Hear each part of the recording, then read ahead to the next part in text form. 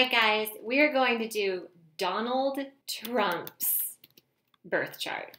Astrology is a code, all right? It's a freaking code. You are your astrology. You can't help it. You can't freaking help it. I cannot help that I am this big-hearted, obnoxious Leo, honestly, with this Aries strong moon that just bursts onto the scene. You know, I have this Cancer rising that is so incredibly tender and emotional. It's ridiculous, all right? So we're going to look at Donald Trump, guys. We're going to look at Donald Trump. He might be the most hated man in the frickin' world. I know that when we were in Holland, people were not happy with him, all right? So let's talk about Donald Trump and why he is the way he is. And really, let's talk about how he is the fullness of his birth chart. He has his sun in Gemini. It's the most obvious thing in his birth chart, of course, right? You always want to look at the sun. Here is what the sun is up to. 22 degrees is an uncomfortable degree. Now, Donald Trump, if you know anything about Gemini, they love to talk. They cannot help it. It's their nature. It's everything that they are, okay? Now, you can see right here that we got some Rahu sitting right with the sun. Now, the Rahu, this is one of the reasons that he is such a huge, massive, enormous personality. This is why he overwhelms most people. This is why he's able to achieve so much, because his Rahu is somewhat agreeable with his nature, okay? Because he is a Gemini, and to have the most incredible success, all he has to do is lean into that Gemini. Okay, Gemini is social media. Gemini is the news. Gemini is everything regarding publications. Twitter is just like so Gemini, it's not even freaking funny, dude. Like, Gemini cannot keep its mouth shut. Sorry, Geminis, we love you, but you guys talk more than anybody in the zodiac, right? Like, we all have our little things. Like, some people cannot handle my Leo emotional crazy self, right? That's okay. It's just what it is. It's just what it is. So you have Rahu and the sun sitting together. Damn. They're not doing it the way I do it, okay? Now, I don't want to say I'm right and they're not right, but I will say that I believe the first house is the energy that the ascendant was in, not the next sign. His first house, his house of self, is not Virgo, it's Leo. He's a 29-degree ascendant in Leo.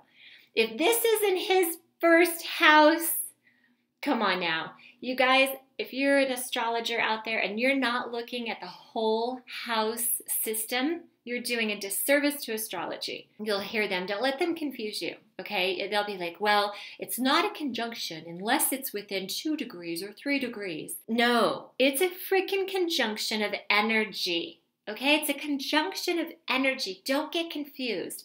Some people walk through a forest, right?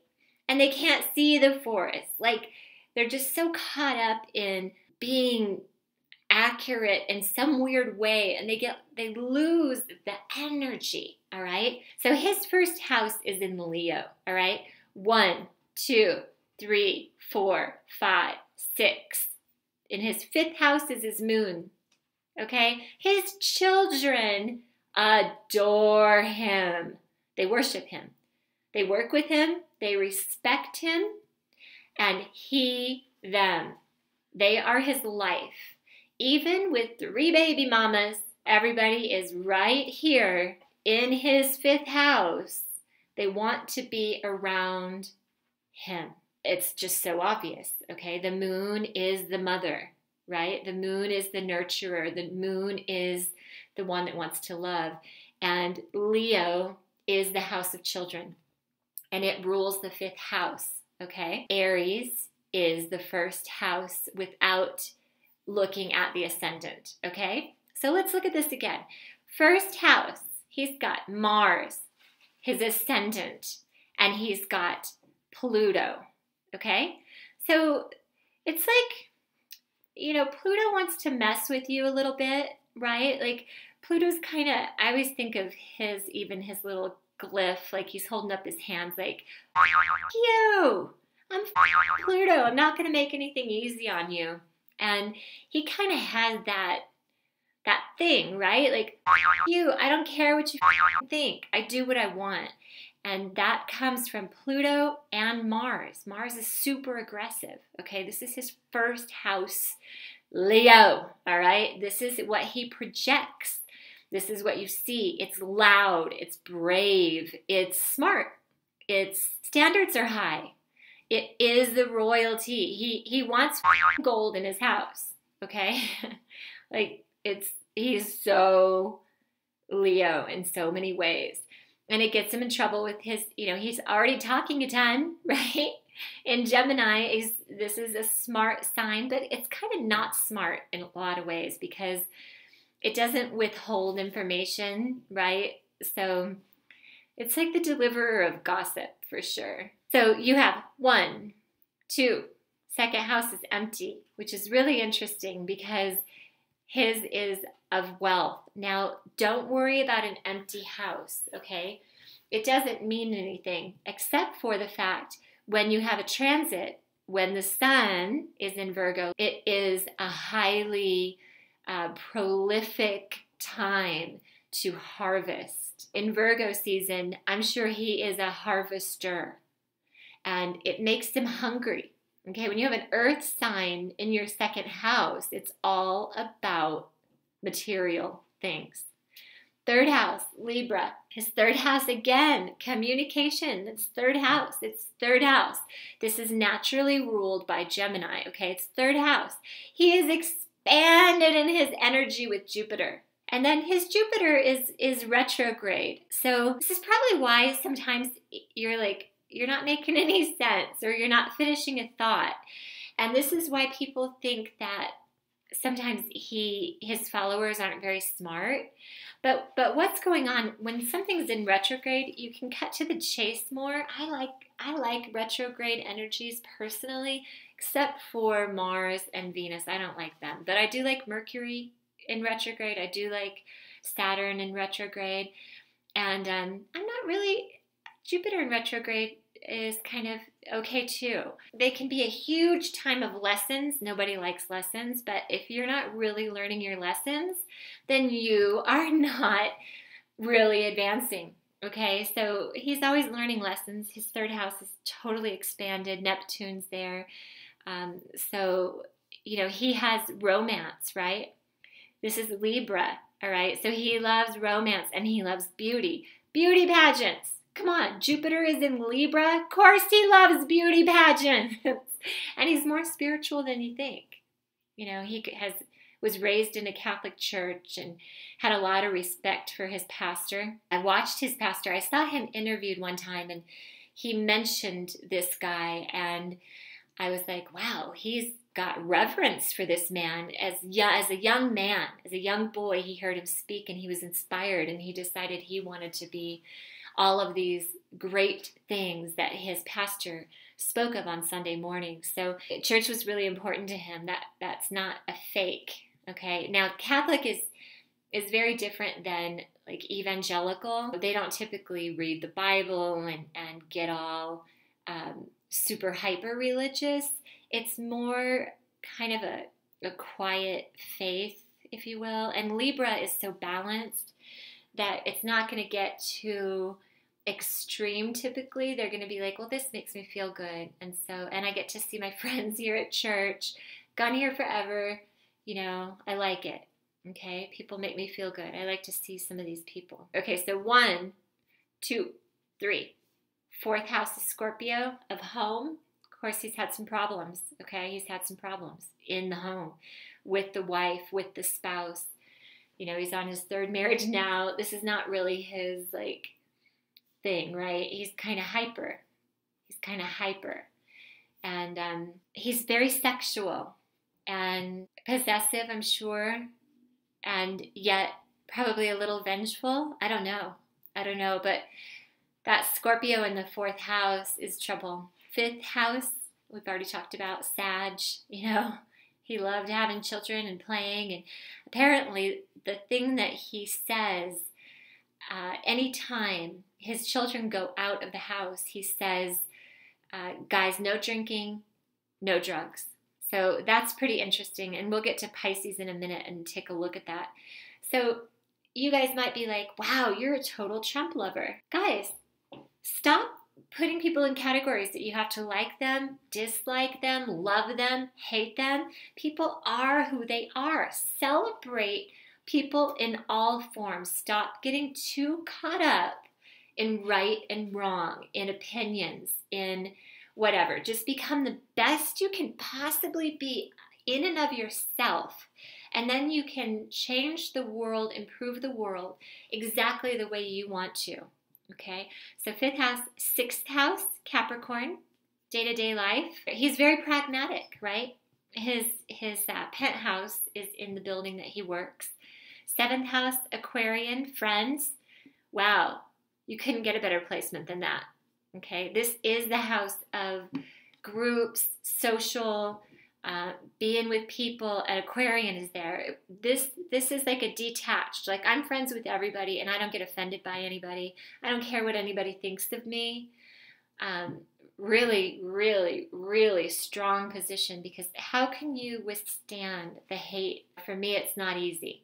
Okay, I've been in positions where I've been hated, and I just see how ugly throwing that kind of energy out is, and he's able to withstand it. I can see it right here. Guys, I didn't look at his chart beforehand. Oh, by the way, we have to back up. I mean, I've looked at his chart before, but I don't have any notes. I'm just doing this intuitively. When you get good at it, it becomes easier. He's born, obviously, on a full moon. Okay, full moons are oppositions. It's really close. Look at that. Check that out. 21 and 22 degrees. Okay, so full moons are intense, dude. Full moons are intense. Full moons are intense. Now, I think I remember hearing somewhere that he was born on an eclipse too. And I can see that because, look, Rahu causes the eclipses. And he's like little discs, okay? Rahu and Ketu. Hey. So he was born on an eclipse, okay? Okay, so he's very special and meant for very special things. Eclipse baby. Wow. Can you imagine? I had my birthday this year on an eclipse, and I knew it was a big deal because they don't come around but like every 18 years, right? And you're probably not going to have a birthday with an eclipse. It's probably not going to happen. The odds, the chances of it happening in any of the 18 years that it happens, like within 1 degree of your sun, is rare. Like, I can't imagine how rare that actually is, or, the depth of the meaning of that. But I took my birthday this year very seriously. We had a Sabbath. I wrote in my spell book all of the wishes that I have for myself. What I really do is I run a fairy tale group with my daughter. Okay, my daughter Sydney. We're the Spies girls. And let me tell you, this fairy tale group, we go deep on all things spirituality, health, mental well-being, how to improve the world, how to improve your world, how to improve your money. Girl, boy, anybody that's listening, if you're not in Fashion a Fairy Tale, our school of wellness, take a second and do it, because, listen, if you like my style, if you're learning from me, think of what I could teach you up in the house. And my daughter's beautiful and fabulous and lovely. Our 6th segment is on astrology, and I go deep. So here's the deal, guys. You go get it because you want to get my book for free, and you're going to start for free. Okay, just go start. If you don't like it, fine, go away. But it's all about self-love the first 2 weeks that are completely free. Okay, let's continue. 1st house, second house, third house, fourth house, fifth house, sixth house, seventh house, eighth house. Okay, so he's lined up, right? He starts with a fire sign. That's how you naturally start the zodiac, is with fire. Boom!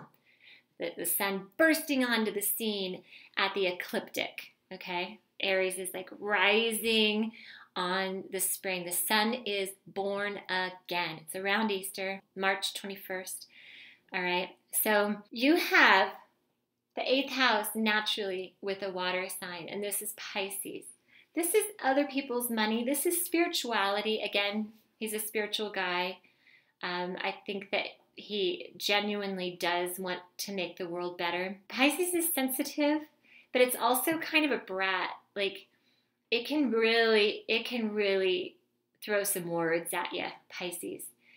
Okay, so 1, 2, 3, 4, 5, 6, 7, 8. 9th house is Aries, and 9th house would be represented by Sagittarius and knowledge, long distance trips, luck, kind of irresponsibility, but having Aries there would protect you in that area. 1st house, 2nd house, 3rd house, 4th house, 5th house, 6th house, 7th house, 8th house, 9th house, 10th house. Guys, his 10th house is in Taurus. Dude, that's money. 10th house is all about career. His 10th house is in Taurus, okay? And you just can't get better. 11th house is where his sun is, okay? 11th house is sudden gains. The 11th house it's the house of no feelings, okay? No emotions. Like Aquarian's rough in that way.